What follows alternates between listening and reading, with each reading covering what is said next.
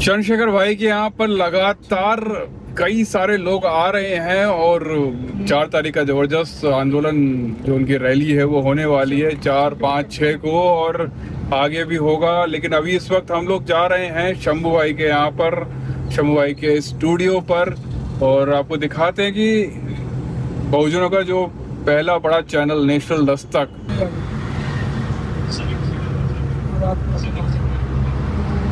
Finally देखिए मैं कहाँ पे आ गया हूँ और मेरे साथ कौन है, शंभू भाई। शंभू भाई कैसे हो आप? मैं ठीक हूँ। हम करोड़ों साल बाद मिल रहे हैं। अरे कल की फोटो वायरल हो गई हमारी। ओके, तो कैसे हैं आप?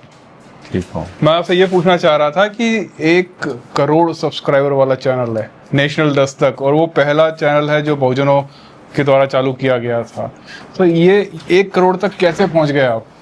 बहुत मतलब इस मुकाम तक कोई दूसरा नहीं पहुंच पाया, ऐसा क्या किया आपने? नहीं, ऐसा नहीं है, बाकी लोग तो कर ही रहे हैं सब। जो मैं खासकर बहुजन समाज के लोगों से कहता हूँ कि कंटिन्यूटी बहुत ज़रूरी है। हम लोग 2015 से लगातार काम कर रहे हैं, तो कंटिन्यूटी इस प्रोफेशन में आपको कंटिन्यू करना पड़ेगा। ये 24 पत्रकारिता तो लगातार जो है आप वीडियोस डाल रहे हैं लगातार, 24/7 365 दिन वाला काम है ये। मतलब लगातार वीडियो डाल रहे हैं। कई लोग ऐसे होते हैं, मैं तो खैर ज़्यादा कंटिन्यू नहीं रह पाता हूँ। मैं जब टूर पे जाता हूँ लगातार वीडियो बना रहा होता हूँ, लेकिन जब टूर से नहीं होता हूँ तो 15-20 दिन वीडियो नहीं डालता। न्यूज वाले सेगमेंट में है तो आपको रोज वीडियो डालना पड़ेगा। आप तमाम न्यूज वाले लोगों को देखें ना, 4-4, 5-5 वीडियो का। मैंने बहुत से ऐसे चैनल भी देखे हैं। एक लड़का ब्लॉग बनाता है जो देहरादून का, वो देखिए वो रोज सुबह ब्लॉग में वीडियो डाल देता है। देहरादून वाला वो सबसे बड़ा बन गया है आजकल ब्लॉगर। 40-50 मिलियन है तो डेली 50 लाख लोग उसे देख रहे होते हैं। कंटिन्यूटी बहुत जरूरी है। लेकिन साथ ही साथ जो है मैं उसके बारे में ज़्यादा टिप्पणी नहीं करना चाहता, लेकिन कुछ एक टैग भी लगे हुए हैं उनके पीछे, जिसकी वजह से जो है उनको ज़्यादा मिलता है, प्रेफरेंस नहीं, बट कंटिन्यूटी की मैं बात, कंटिन्यूटी बहुत सारे लोग हैं जो कर रहे हैं, लेकिन जो है उसका जितना नहीं पहुंच पाया कोई। बैकवर्ड दलित पिछड़ों में कंटिन्यूटी वाला चैनल बताइए जो कंटिन्यू है। हमारे पास संसाधन कम। आपका है? हाँ, मतलब है, लेकिन हमारे समाज से पत्रकार नहीं है। हम लोग ढूंढ रहे हैं कुछ बेहतर पत्रकार मिले, प्रोफेशनल्स हों और 24/7 काम करें। तो ये हर प्रोफेशन की अपनी एक डिमांड होती है। अगर आप न्यूज़ इंडस्ट्री में हैं तो आपको 24/7 आपको 2017 में जब मैं पहली बार दिल्ली आया था तो यहाँ पर बहुत सारे और भी बहुजन चैनल हुआ करते थे, आजकल वो दिखते नहीं है। यही कारण है कि कंटिन्यूटी नहीं कर पा रहे हैं वो लोग भी, क्योंकि संसाधन कम है। कोई भी वजह हो सकती है, निजी वजह हो सकती है। मैंने ये नहीं कहा, मैं किसी को ब्लेम नहीं मैं तो सवाल कर रहा हूँ। मुझे जो लगा कि इस प्रोफेशन में आपको कंटिन्यू रहना पड़ेगा। कंटिन्यू मतलब आपको विजिबल रहना पड़ेगा। अच्छा, ये जैसे आजकल जो है पूरा सिस्टम ही चेंज होता जा रहा है सोशल मीडिया का। जैन जी आ गया है नेपाल में, जो है उन्होंने पूरी सरकार ही बदल के रख दी। इंडिया में एक इंस्टाग्राम अकाउंट खोलते हैं और 2 करोड़ फॉलोअर हो जाते हैं 2 या 3 दिन के अंदर। तो ऐसा कुछ सिस्टम हमको नेशनल दस्तक या ऐसे बहुजन चैनल हैं उनके साथ कुछ नहीं करना चाहिए? कुछ इस तरह का फॉर्मेट लेके आएँ जो जैन जी ज़्यादा पसंद करें। हमारी जो खबरें होती हैं वो जैन जी ज़्यादा सपोर्ट नहीं करते हैं, मुझे ऐसा लगता है। ज़्यादा वो देखना पसंद नहीं करते हैं। उनको लगता है कि जातिवाद के बारे में बात करते रहते हैं सिर्फ ये लोग। देखिए, हम लोग जिस बारे में बात कर रहे हैं वो समझ ही तब आती है जब आप PhD करते हैं। लेकिन हम सिर्फ इसलिए नहीं इस काम को छोड़ सकते हैं क्योंकि यही बाबा साहेब से तो बड़ा कोई इंटेलेक्चुअल नहीं है। फुले पेरियार अम्बेडकर जो जैन जी हैं वो भी जब हायर एजुकेशन में जाएंगे तब उन्हें भी समझ में आएगा। धीरे धीरे वो ये डेवलप करते जाएंगे अपने आप को। बहुत सारे ऐसे कठिन काम है ये। बहुत सारे ऐसे पत्रकार भी बने हैं बहुजन में जो एक टाइम पर जो है बोरियां ढो रहे थे, खेतों में काम कर रहे थे। वो लोग जो है हो सकता है वो 12वीं भी पास ना हो या ग्रेजुएट भी ना हो। नहीं, देखिए सोशल मीडिया, उनका सोशल मीडिया पे आना सही है? बिल्कुल सही है, सबको आना चाहिए। पत्रकार बनने के लिए क्या है, राइट टू एक्सप्रेशन आपको सबको हक है, राइट टू स्पीच सबको हक है। अब मैं एक देखता हूँ, एक ट्रक ड्राइवर है, वो अपनी कहानी बता रहा है। अभी मैंने निधि ने उस दिन शेयर किया, एक जो ईंट भट्ठे पर काम करती हैं वो अपना अनुभव बता रही हैं। सबको अपनी बात रखनी चाहिए। भाषा को लेकर, कपड़ा को लेकर, इस सब को लेकर कोई इन्फीरियरिटी मत महसूस कीजिए। आपकी जो भी भाषा है उस भाषा में अपनी समस्याओं को उठाइए और लोगों तक पहुंचाइए। आप में जो भी हुनर है उसको दिखाइए। एक बड़ा स्पेस क्रिएट किया है सोशल मीडिया ने। आपने यहाँ तक कैसे पहुँचे, क्योंकि इतना टेक्निकल नॉलेज आपको नहीं है चीज़ों को लेकर। तो आप जो है पत्रकारिता में बहुत अच्छा, आपने जो डिग्री होती है एक ऑफिशियल डिग्री वो आपके पास है, लेकिन ये दोनों चीज़ों को आप कैसे जोड़ पाए जो नहीं मैं टेक्निकल पत्रकार तो था ही, टेक्निकल चीज़ सब मैं, जैसे मैं IT इंजीनियर तो नहीं हूँ, आप न्यूज़ चैनल में जाएंगे तो वहाँ हाँ IT वाला अलग आदमी रहता है। जी जी जी। तो मैं पत्रकार तो था ही, मैंने पत्रकारिता की पढ़ाई की IMC से, फिर चैनलों में नौकरी की है। तो पत्रकारिता तो पत्रकार तो पत्रकारिता ही करेगा ना, टेक्निकल चीज़ों के लिए तो आपको हायर करना पड़ेगा दूसरे लोगों को, तो उसके और लिए हर काम तो मैं ही नहीं कर फंड सकता। चाहिए होता है उसके लिए भी। तो शुरुआत में कैसे आपने मैनेज किया सारा कुछ? नहीं तो शुरुआत में तो नेशनल दस्तक के पीछे और भी लोग थे जिन्होंने मदद की 2-3 सालों तक। तो धीरे धीरे चीज़ें बनती चली गई। कई लोग ऐसे हैं जो, जैसे मैंने बताया, खेतों में काम कर रहे हैं या फिर कहीं पर मजदूरी कर रहे हैं, उनके पास इतना पैसा लेकिन नहीं सोशल मीडिया में इतना स्पेस है, आपको थोड़ा सा डेटा हो, आपके पास 2 GB 3 GB 2 GB कम से कम, तो आप एक वीडियो तो रोज अपलोड कर ही सकते हैं। है। और बिल्कुल। उतना तो मुझे आता है, यूट्यूब चैनल बनाना या गूगल Gmail अकाउंट बनाना, इंस्टा X अकाउंट बनाना, इतना तो मैं जानता हूँ। इतना भी टेक्निकल ये नहीं है, ये सब चीज़ें तो मुझे पता ही है। तो वो जो है ये नहीं है तो फिर आप यूट्यूब तो Gmail अकाउंट क्रिएट करते हैं तो यूट्यूब क्रिएट हो बिल्कुल जाता है। बिल्कुल बिल्कुल बिल्कुल। तो अगर नहीं आता है तो भी कोई शर्म की बात नहीं, किसी से हम मदद ले सकते हैं। हम सब का आप IT प्रोफेशनल बनते हैं तो कहीं ना कहीं सीखते ही होंगे ना, कोई तो नहीं, सिखाता होगा ना। बिल्कुल बिल्कुल। तो सीखने से तो कोई शुरुआत में नेशनल दस्तक जो है कई लोगों को सिखाता भी था, बुला के ट्रेनिंग भी देता था। आज भी हम लोग 2-3 लोगों को कोशिश करते हैं कि इंटर्नशिप कराएं, पेड इंटर्नशिप, उनको कुछ पैसे भी दिए जाएं। करवा रहे हैं आप? हाँ, जो डिजर्विंग कैंडिडेट मिलते हैं।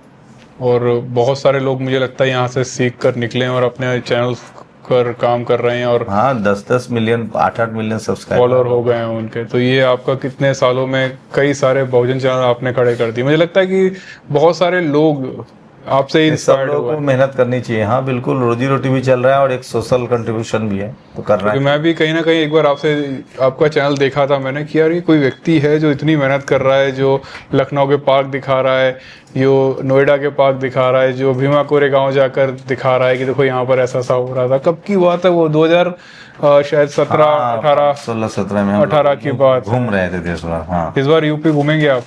हाँ, चुनाव प्रचार है तो कवर करना ही।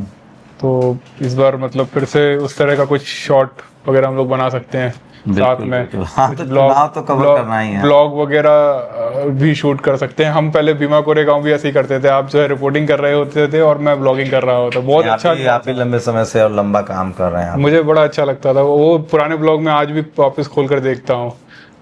वो पूरा कॉमेडी के साथ चीज़ों को कवर करते थे और मज़ा आता था काफ़ी। तो ये नेशनल दस्तक का ऑफिस है, और अगर बहुत सारे लोगों को दिल्ली में आके कुछ सीखना है तो वो भी शंभू भाई से संपर्क कर सकते हैं। और उनका नंबर तो खैर पब्लिक है ही, बात कर सकते हैं आपसे। हाँ। किसी भी तरह से मतलब आपको एडिटर बनना है, वीडियो एडिटिंग सीखनी है। मैंने देखा, मेरे कई सारे फ्रेंडों को मैंने रेफरेंस दिया था शंभू भाई का, वो जो है सीख कर अपने चैनल भी खोल लिए हैं और बढ़िया काम चल रहा है उन लोगों का। तो नेशनल दस्तक में अगर आपको सीखने को मिलेगा तो उससे बड़ी बात क्या है, क्योंकि यहाँ पे 24 घंटे तो नहीं, लेकिन जितने संसाधन है 16-17 घंटे लगातार काम होता ही रहता है। कभी कोई खबर आ गई तो डाल दी। सबसे ज़्यादा खबरें आपको अगर कहीं मिलेंगी ना तो वो नेशनल दस्तक पर ही मिलेंगी। बहुत से और भी बहुजन चैनल हैं लेकिन इतने कंटिन्यूटी नहीं कर पाते हैं। बहुत सारे कारण हो सकते हैं, पैसा नहीं है, किसी का समय नहीं है, कोई बीमार रहता है, कुछ भी हो सकता है। तो अच्छा लगा शंभू भाई आपसे बात करके। Thank you Anjul for coming.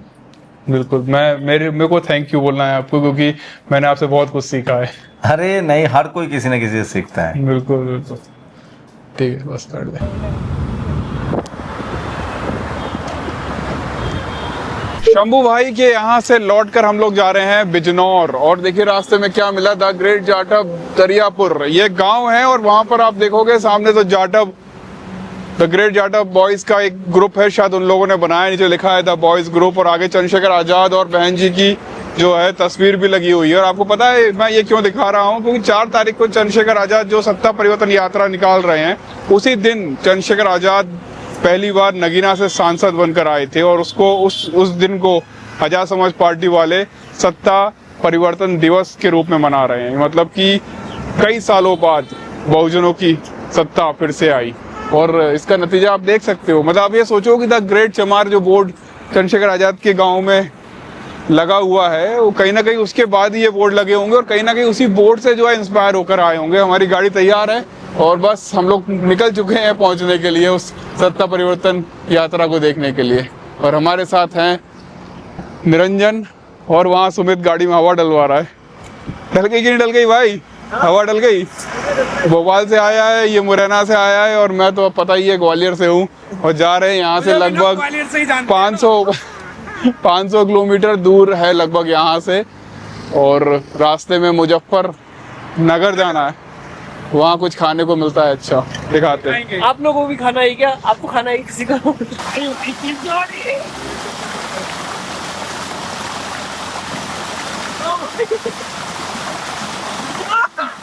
ये देखो कौन मिला हमको, विवेक भाई।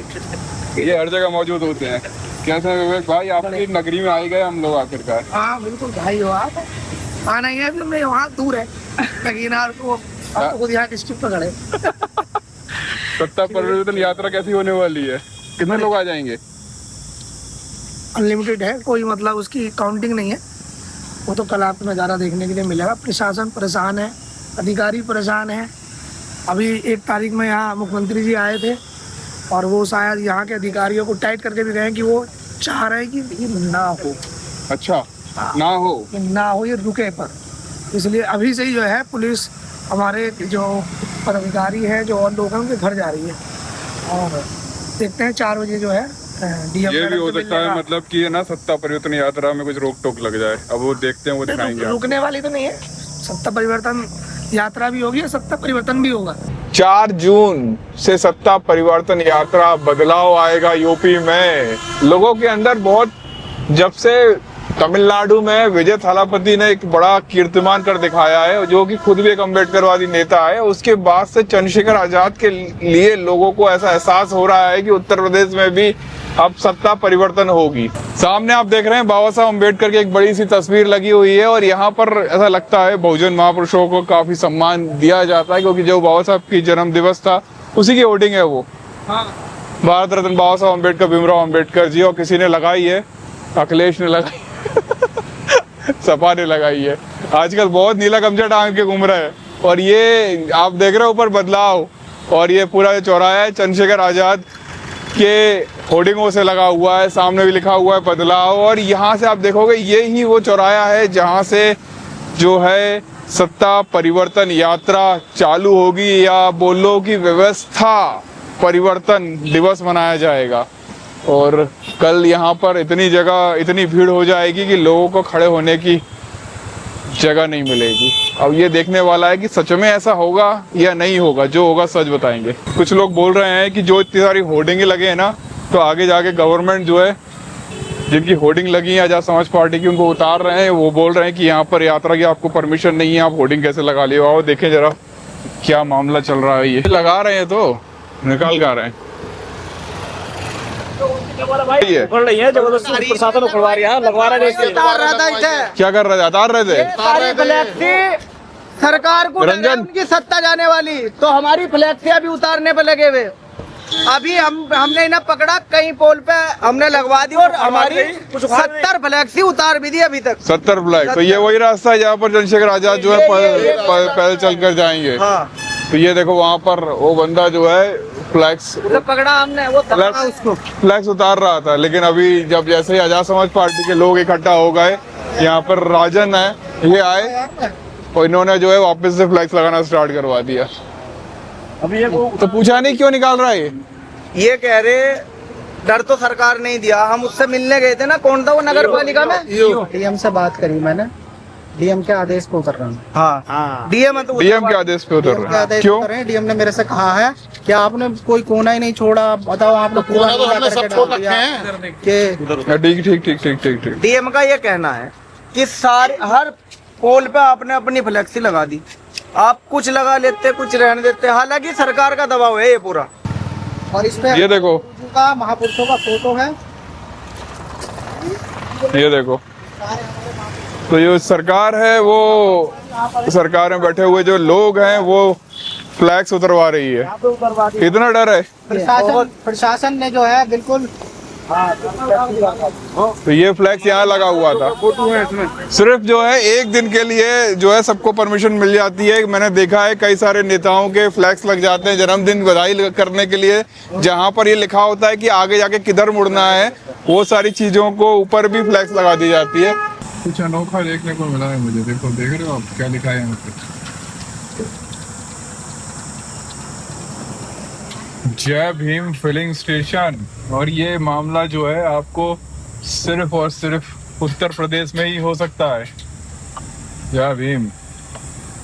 तो अभी हम जो है उत्तर प्रदेश के प्रदेश अध्यक्ष जी के साथ खड़े हुए हैं। कल सत्ता परिवर्तन यात्रा निकलने वाली है, व्यवस्था परिवर्तन करने वाले हैं। बिल्कुल बिल्कुल। कैसे कल क्या? 4 जून को आजाद समाज पार्टी कांचीराम के तत्वाधान में हमारे राष्ट्रीय अध्यक्ष आदरणीय भाई एडवोकेट चंद्रशेखर आजाद, नगीना सांसद जी के कुशल नेतृत्व में पूरे उत्तर प्रदेश के अंदर जो कार्यक्रम होने जा रहा है उसकी शुरुआत है 4 दिन से सत्ता परिवर्तन यात्रा।